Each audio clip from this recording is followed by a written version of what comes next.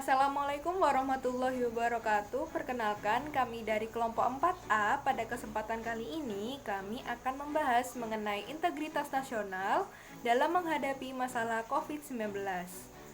Nah, pada pembahasan ini, kami menyoroti dua hal. Yang pertama adalah integritas nasional. Yang kedua adalah COVID-19 itu sendiri.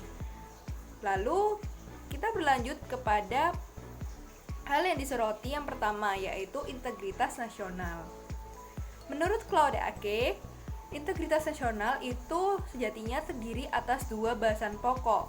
Yang pertama adalah bagaimana suatu negara dapat membuat rakyatnya tunduk patuh pada tuntutan negara.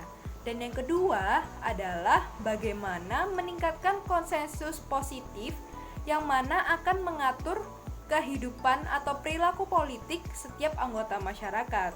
Pada hakikatnya, integritas merupakan usaha atau upaya politik atau kekuasaan untuk menyatukan seluruh unsur dalam masyarakat yang majemuk agar tunduk patuh pada aturan kebijakan politik yang dibuat oleh negara dan diambil dari nilai kultur dalam masyarakat. Berlanjut pada pembahasan yang kedua, yaitu COVID-19. COVID-19 atau yang merupakan singkatan dari Coronavirus Disease 2019 merupakan satu penyakit menular yang telah ditetapkan oleh WHO sebagai pandemi di seluruh dunia. Virus ini pertama kali teridentifikasi berasal dari Wuhan, Cina. Hal ini didasarkan pada data epidemiologi pada akhir Desember 2019 yang menunjukkan bahwa sebanyak 66% pasien kasus positif COVID-19 telah terpajan atau berhubungan dengan satu pasar seafood yang berada di kota Wuhan, Provinsi Hubei di Cina. Berdasarkan data WHO per 1 Maret 2020, sebanyak 65 negara telah menghadapi kasus infeksi virus corona ini atau yang kita sebut sebagai COVID-19. Sampai saat ini, per 8 April, jumlah kasus positif COVID-19 di seluruh dunia mencapai sekitar 1.400.000 kasus. Sementara itu, di Indonesia sendiri menghadapi kasus pertama positif COVID-19 adalah pada tanggal 2 Maret 2020 dengan 2 kasus positif pertama. Per 8 April, Indonesia harus mengatasi sebanyak 2.956 kasus positif COVID-19. Selanjutnya, permasalahan COVID-19 yang ada di Indonesia. Permasalahan COVID-19 di Indonesia salah satunya yakni kurangnya koordinasi antara pemerintahan pusat dan pemerintahan daerah. Pemerintahan daerah menggunakan kebijakan lockdown yang belum ditetapkan oleh pemerintah. Pemerintah hanya menghimbau agar masyarakat sekitar untuk membatasi kegiatan yang mengumpulkan banyaknya massa agar terhindar dari pola penyebaran COVID-19 sendiri, yakni dari human to human.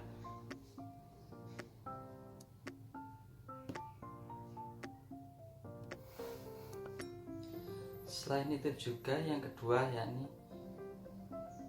masyarakat sekitar, masyarakat Indonesia lebih tepatnya, kurang berpartisipasi dalam penanganan COVID-19 itu sendiri. Masyarakat sekitar mengabaikan kebijakan yang telah dilakukan oleh pemerintahan daerah terkait social distance dan physical distance. Masyarakat masih banyak yang keluyuran, tidak penting keluar itu kemana, dan juga tidak menerapkan PHBS, pola hidup bersih dan sehat. Dari permasalahan tersebut dapat kita lihat bahwa integrasi nasional masih belum terjalin dengan baik. Oleh karena itu, integrasi nasional harus dibangun melalui koordinasi atau kerjasama hubungan vertikal antara pemerintah dan masyarakat dan hubungan horizontal antara pemerintah dan masyarakat agar kasus pandemi COVID-19 ini dapat tertangani dengan cepat dan baik. Assalamualaikum warahmatullahi wabarakatuh. Saya Ifti Azmi Mahmudah, NIM 19111133252 dari kelompok KWN 4A akan menyampaikan hasil diskusi tadi pagi. Jadi, salah satu cara untuk memutus rantai COVID-19 adalah jaga jarak atau tetap di rumah aja. Jadi, kita sebagai generasi milenial bisa membuat challenge positif untuk tetap di rumah aja. Challenge positif tersebut berupa video yang dilombakan.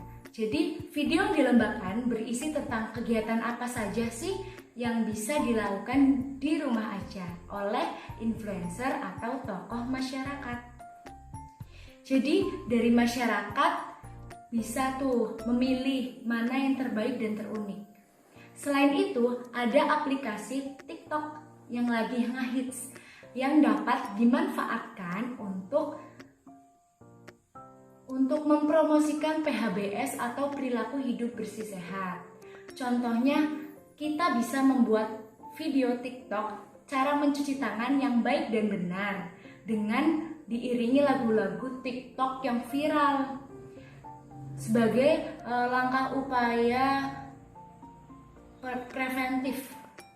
Selain itu, PHBS atau perilaku hidup bersih dan sehat yang harus kita lakukan agar mencegah COVID-19 yakni yang pertama rutin berolahraga, menjaga pola makan yang bergizi dan seimbang.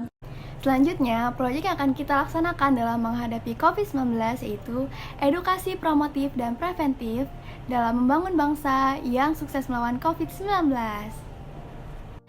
Proyek ini akan kami laksanakan secara daring melalui media sosial yang kami miliki. Nah, proyek yang sudah kami susun yang pertama yaitu poster kreatif edukatif, yang kedua video kreatif edukatif.